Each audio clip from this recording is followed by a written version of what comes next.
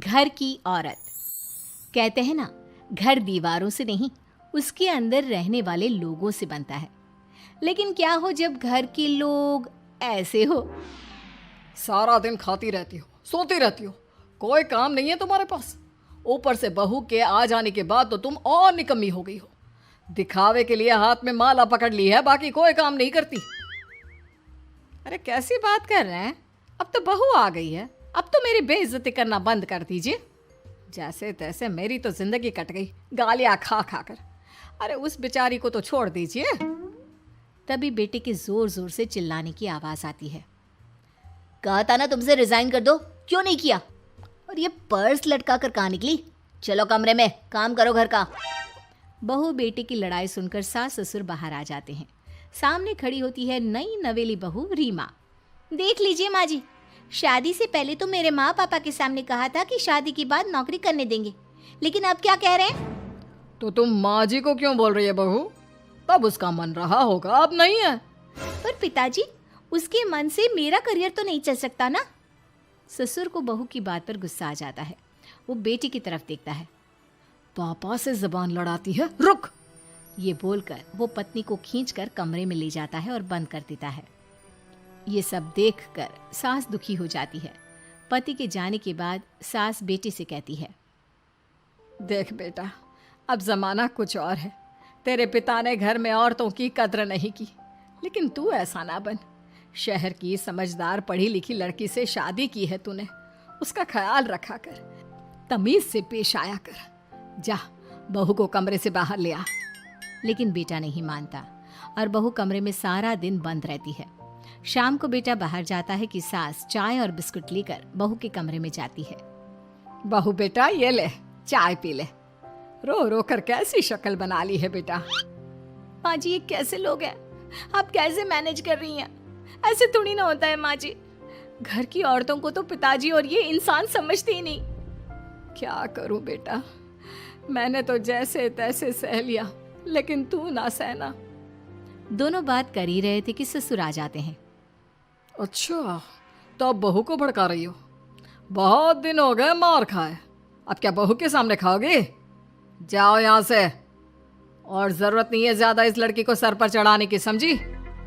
बहू को ससुर की बात पर गुस्सा आ जाता है, लेकिन वो कुछ नहीं कहती। आए दिन बहू देखती है कि कैसे उसकी सास और उसके साथ उसका ससुर और पति गंदा व्यवहार करते हैं। फिर एक दिन, ये क्या बनाया है? खाना बनाना नहीं आता क्या? ये बोलकर वो खाने की भरी सारी थाली फेंक देता है। अरे बेटा कोई बात नहीं, शांत हो जा, मैं अभी बाहर से कुछ मंगवा देता हूँ। हाँ पापा, ऑर्डर करिए। ऐसे खाने से तो पेट भरने से रहा। वैसे खाना तुमको बनाना आता नहीं और बाहर जाकर नौकरी करना चाहती हो।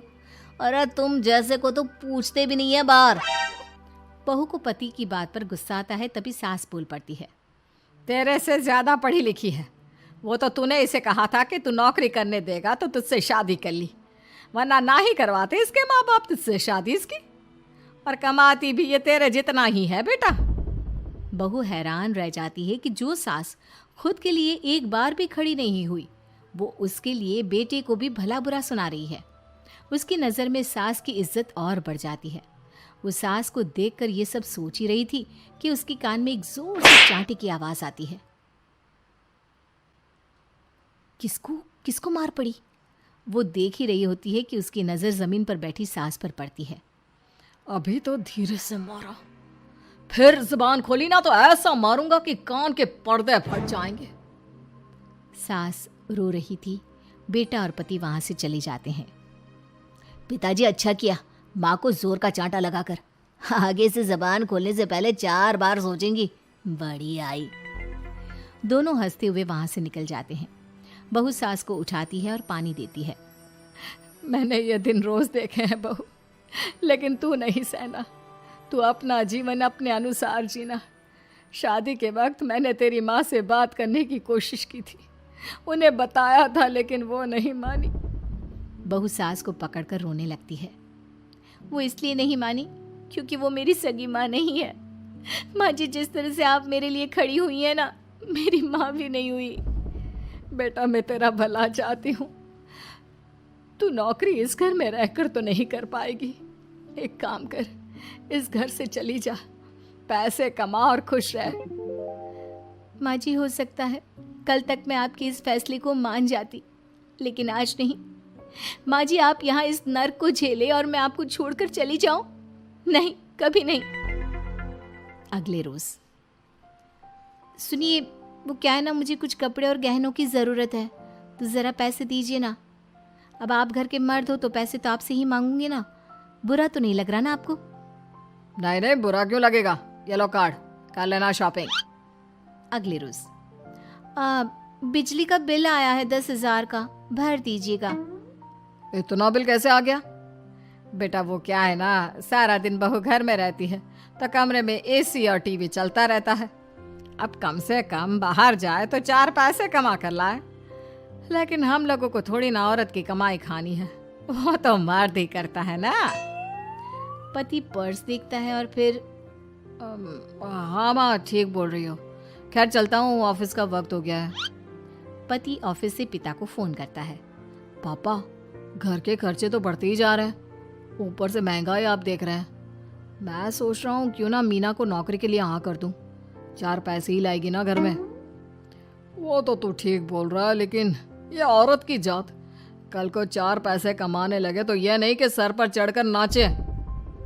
हाँ पिताजी, बात तो सही है, वो तो आप हैं जो माँ को मुट्ठी में रखा है, वरना मेरी वाली तो। खैर, सोचते इस बारे में। शाम को पूरा परिवार साथ बैठा होता है। वो कल पनीर की सब्जी बनानी है तो थोड़े पैसे देकर जाना। और हाँ, कीर्तन भी रखा है संडे को, उसके लिए सामान की लिस्ट बना दी है, ले आना। पापा को दे दो, वो ले आएंगे। अरे पापा कहाँ से ले आएंगे, मेरे पास नहीं है पैसे वैसे। लो, पैसे ही नहीं है? मेरे पापा की जेब तो हमेशा नोटों से भरी रहती है। बेटा, लक्ष्मी को जो पूजता है ना, उसके पास लक्ष्मी रहती है। जो घर की औरतों को मारे पीटे, वो भला कैसे लक्ष्मी का लाभ ले सकता है? वाह वाह, क्या बात है, तो जबान खुल रही है तुम्हारी। लगता है भूल गई पुरानी मार और डांट, क्या? हाँ माँ जी, शांत हो जाइए, मैं नहीं देख सकती आपको मार खाता, और फिर हो सकता है कि मैं आपको बचाने आऊँ तो ये भी मुझे मारे। ठीक है बहू, मैं कुछ नहीं कहती, तू ये लिस्ट बस दे दे, मैं चलिए आराम करने। फिर अगले रोज, सुनिए जी, वो मायके जाना है, वो क्या है ना, शादी के बाद से गई नहीं, तो ट्रेन की टिकट बुक करवा देना। तो मैं भी तो साथ जाऊंगा ना तुम्हारे। तो ठीक है, फिर फ्लाइट की ही टिकट करवा दीजिए। वो क्या है ना, अच्छा थोड़ी ना लगता है, आप पहली बार मेरे साथ जा रहे हो और हम ट्रेन से चले, ठीक है ना? पति ऑफिस जाता है, जहाँ उसका दोस्त कहता है, अरे क्या हो गया यार, परेशान सा दिख रहा है, तेरी तो नई नई शादी हुई है, भाभी परेशान कर रही है क्या? अरे नहीं यार, तू तो जानता है थोड़ी सी कमाई में घर चलाना मुश्किल हो रहा है, तू कैसे मैनेज करता है यार? कैसे क्या यार, तू जानता है ना मेरी बीवी रिया को, वो टीचर है, फिर घर में ट्यूशन करती है, साथ में बच्चे भी पढ़ लेते हैं। यार, घर नाम की गाड़ी दोनों पहियों के साथ चलने से ही चलती है, वो भी कमाती है और मैं भी, और चल रहा है घर बस। पति को दोस्त की बात समझ में आती है, लेकिन पिता का ज्ञान कैसे भूल सकता था?